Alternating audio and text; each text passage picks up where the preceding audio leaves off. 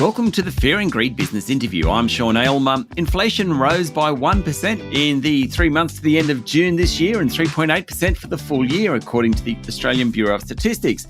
The annual figure is the first uptick since late 2022, though it was expected. The trimmed mean annual inflation rate, which takes out some of the more volatile items, fell slightly to 3.9%. That was less expected. So with the Reserve Bank board meeting next week, what's it all mean for interest rates? Gareth Aird is Commonwealth Bank's head of Australian economics. Gareth, welcome back to Fear and Greed. It's nice to be back with you, Sean. What do those numbers yesterday mean? What do they mean for interest rates? That's what we all want to know. Well, look, I think in the very short run, which is all eyes on the board meeting next week, I think they rubber stamped the Reserve Bank on hold. There was a fear heading into yesterday's inflation numbers that they would come in a little bit stronger than where they actually landed, and that would potentially mean the RBA would pull the rate hike trigger. But fortunately, the ABS has told us that headline inflation has risen in line with the Reserve Bank's forecasts and also in line with market expectations. But critically, the policy-relevant trim mean, which is the CPI the Reserve Bank tends to put more weight on, that came in at 0.8% on the quarter, which was in line with the RBA's expectations from back in May, but was actually below where the market thought the number would come in. So I think the numbers that we got yesterday basically mean the RBA will feel comfortable to leave the cash rate on hold when the board meets next week. Very prescient of the Reserve Bank a few months ago. What about services inflation? That's what we seem to be talking about all the time at the moment. What's happening there? Because that seemed to be the area where prices were rising at an unacceptable rate. Yeah, look, it's still pretty strong. We tend to focus on annual rates when we're talking about inflation, and it does take time for an annual rate to actually come down, particularly if you've got some bigger numbers sitting in the 12-month calculation. And that's what we've currently got, given in Q3 of last year, we saw quite a solid increase in inflation, particularly driven by services, because there was a big lift in the minimum wage, which came through last year. We didn't have anything like that this year, and so next quarter we'll actually see services inflation step down again. But just in terms of the annual rates, market services inflation has been the key focus or key area of concern for the Reserve Bank, and that actually stepped down from 4.3% to 4.1%. So I think the best way to think about all this is that the overall rate of inflation is still higher than we'd like, but directionally we're going the right way. So we're not quite out of the woods yet, but we're not in the deep, dark forest. Yeah, look, I think that's a decent way to paint the picture. And I think importantly, when we think about the inflation dynamics in the context of the broader economy, we've got one that has very little growth at the moment from a GDP perspective. We've got a labour market which is very gradually loosening with an uptrend in the unemployment rate. We've got wages growth slowly coming down, and then all of those forces are actually helping to pull inflation lower. Now, there's still some components of the inflation basket that are pretty sticky. The housing side of things in particular, especially via the rental market, there's very little that the RBA can do about that. But in terms of the impact that their restrictive policy setting is having on demand growth in the economy, it's clearly helping to bring the rate of inflation down. Stay with me, Gareth. We'll be back in a minute.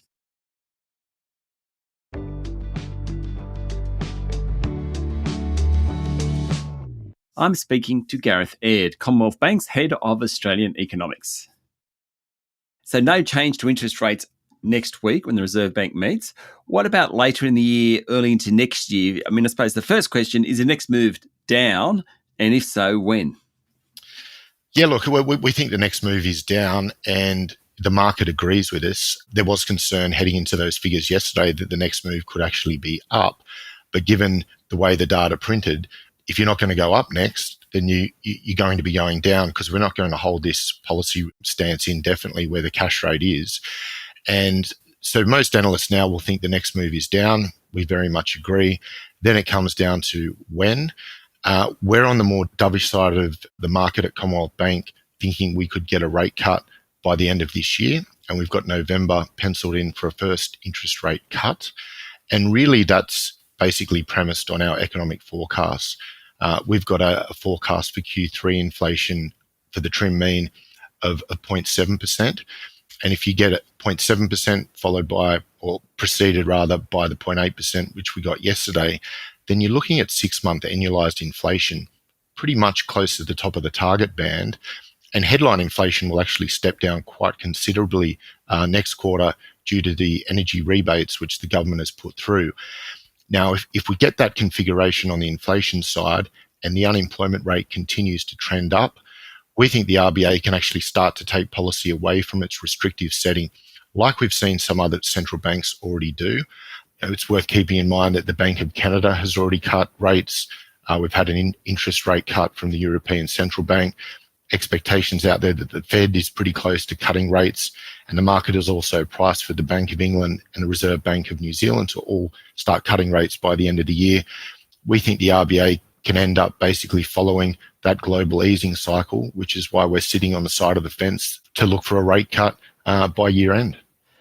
Okay, Gareth. So then in 3 months' time, we get the September quarter inflation data. We'll then have 6 months annualized at the top of the target band.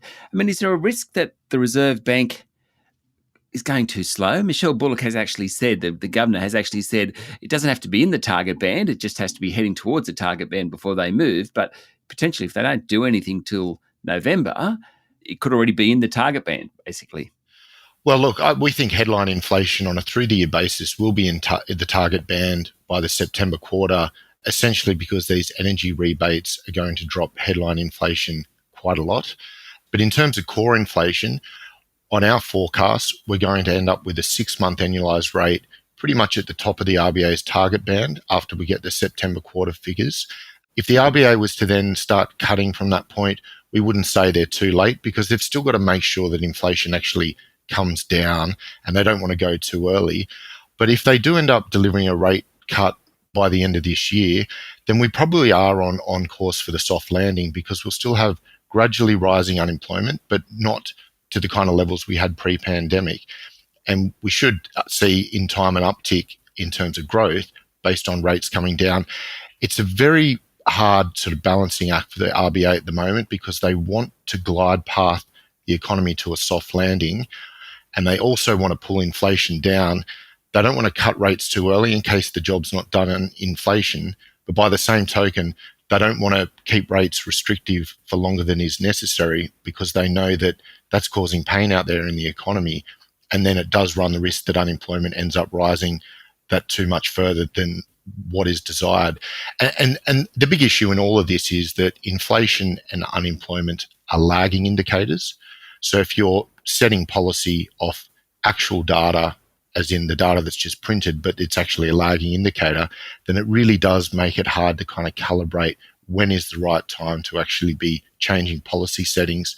And we saw that happen basically at the start of the tightening cycle where the RBA waited too long before getting going because they waited to actually see the inflation data say that inflation's high rather than base it preemptively move given there was an expectation inflation was going to pick up.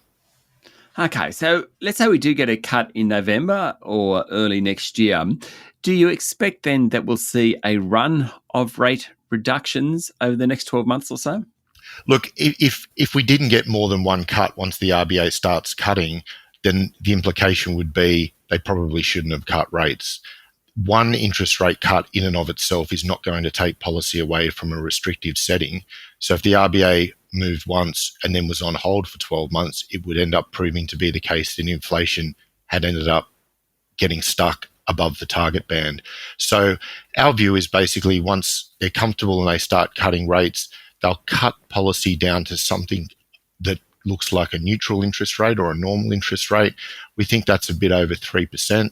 So you're kind of looking at about 100 to 125 basis points of cuts once they get going. But we see them cutting in a pretty conservative type fashion.